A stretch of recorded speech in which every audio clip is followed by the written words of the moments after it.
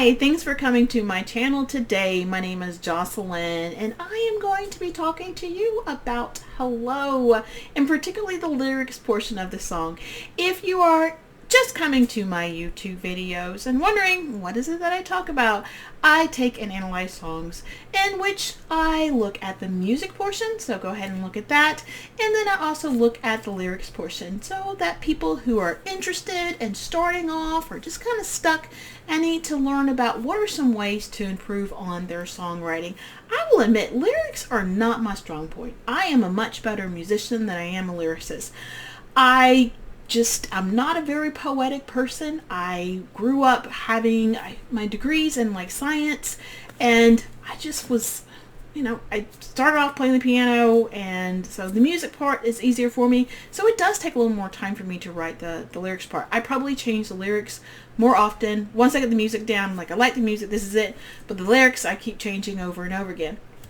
We have a guest today who's joining us. This is Hannah Montana, and yes, she was named after that, Hannah Montana. But I'm going to talk to you about Hello, and in particular, the lyrics part. And what I like to do is say, what is it that I find in the lyrics that I could use when I write my own lyrics? And so we'll talk about those things. So the first part is when you're writing lyrics to a song, and someone has suggested this to me, that create the video in your mind.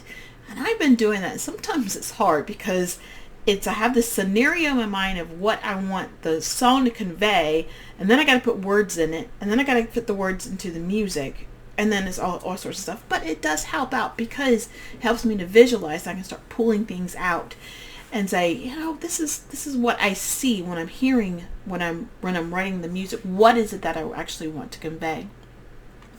So get back to like old MTV stuff, right? Listen. Think about your own music video in your mind.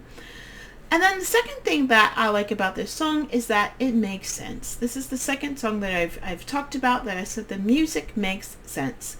When you're performing a song, especially if I hope that you do go out there at some point in time and perform, whether or not it's to your friends and family or you happen to be able to perform it live in front of other people, you got one chance to capture the audience. And yes, I understand that there are a lot of songs out there that are very fast and have a lot of words to them, and that's not, I love listening to that music, but that's just not me. So if you're like, I want to learn how to, this is probably not the channel for you, but that's all right.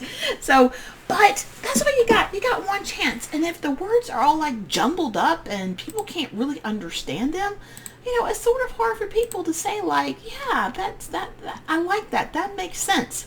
So have the words and lyrics make sense, but you can also do parts that are poetic. Example, he says, sometimes I feel my heart will overflow. All right, it makes sense because that's something that we use, but overflow with what? Blood? That's not what they mean. Overflow with love and lust and all those beautiful things.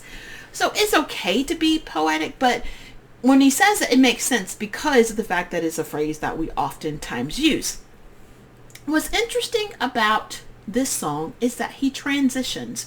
Lionel Richie transitions from talking sort of dreamy back to reality, and he goes back and forth. So let's look at this. I've been alone with you inside my mind. Now, if I'm thinking about my own music video, we have to kind of take out the music video that I written, but you won't have a music video when you first start this. But I can imagine myself laying on my bed dreaming about a person. I've been alone, and because it's kind of a longing for somebody. Some people, he's in love with somebody from afar. They don't know that he loves them. I love you. I've been alone with you inside my mind. So already I'm thinking about laying on my bed. I'm dreaming about somebody that we're not in a relationship, but what are we doing? It's a dream. It's not reality. That's not reality. And in my dreams, I kiss your lips 1,000 times. Then it switches to reality. I sometimes see you pass outside my door. And that makes sense because it's what we feel. We go and we see somebody. We like them. And then we go home and we dream about them, or we're in the car or in school and we dream about the person. So it's this back and forth. It goes first off with dreams, then we go to reality, because that's what reality is. I can see it in your eyes, I can see it in your smile. So he's seeing somebody's reality. You're all I ever wanted. My arms are open wide. Now, I would imagine that most of us don't go to our loves and go, come give me a hug. My arms are open wide. That's a dream again. Going back, switching back from reality to dream. I long to see the sunlight in your hair. That's, it's a sort of a dream. Or maybe there's something that, a scenario that happened where you I would love to see them again. Maybe it was, I'd like to see you in that red dress, or I loved it when you were dressed up and you're really smart. And tell you time and time again that I care. That's a dream. I'm probably not going to go up to my crush and say, I really care about you. That back and forth. The other thing he does is ask a question. Hello? Is it me you're looking for? Hello? Is it me you're looking for? So asking a question can help out with some songwriting. The other thing about it, it's wordy. It's very wordy. I've been alone with you inside my mind, and in my dreams I've kissed your lips 1,000 times. Now, I just said, make people understand the words. If it's too fast, people have a hard time to understand what those words are and can't even understand what the song is about. Now, it works because it's slow. I'll play you a little bit of it. It starts on the A minor. I've been alone with you inside my mind, and in my dreams I've kissed your lips 1,000 times. So it works because it's slow. If you have a lot of words and you want to write something, sometimes slowing it down. It doesn't have to be a super slow song, but just slowing it down a little bit. Or if you want it to be a little bit faster, like the Eraser song, if you go back and look at that one, they have a lot less words. The next thing that is relevant to the song is that they do have some rhymings. Mine times door for. I can see your eyes. Want to see sunlight in your hair. Show you how much I care. Overflow. Hello, I've just got to let you know. So it's perfectly fine to have songs with rhymes in it. Some people say, I'm not going to have a song. I don't want it to rhyme. It's all right. Sometimes it's good to have songs that rhymes. Oftentimes songs rhyme. That's why we remember them, because they rhyme. Now, the last part I want to talk about is particularly the chorus.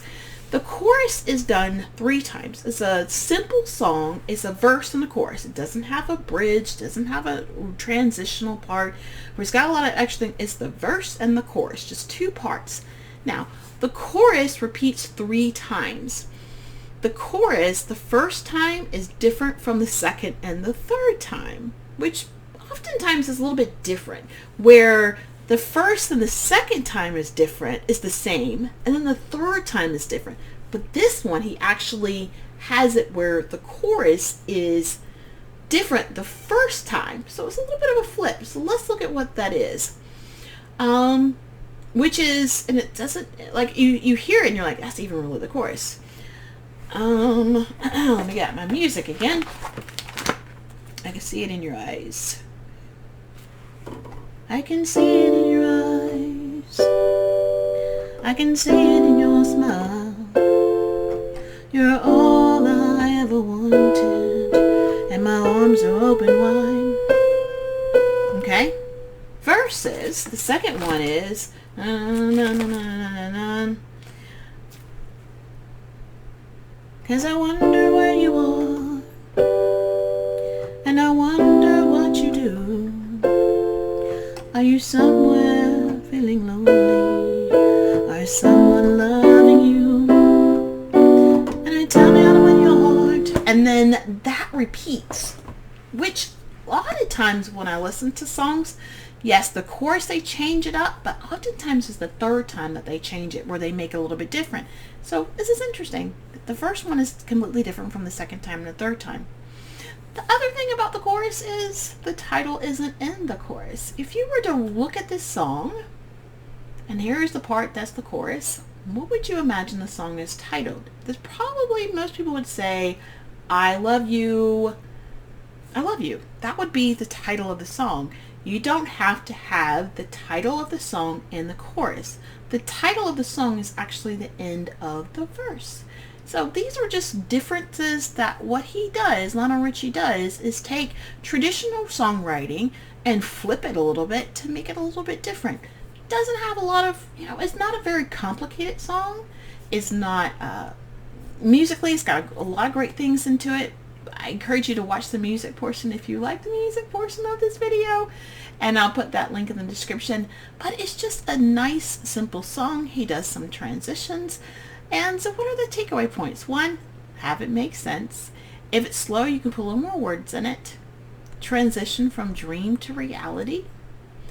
You can use some poetic parts of it as well.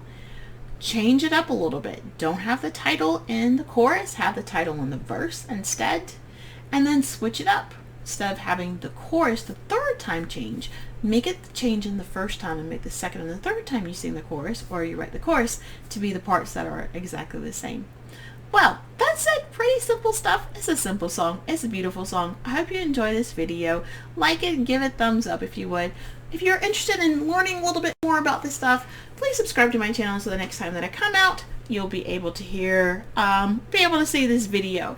If there are other songs that you like, what are some things that you also noticed about the song Hello?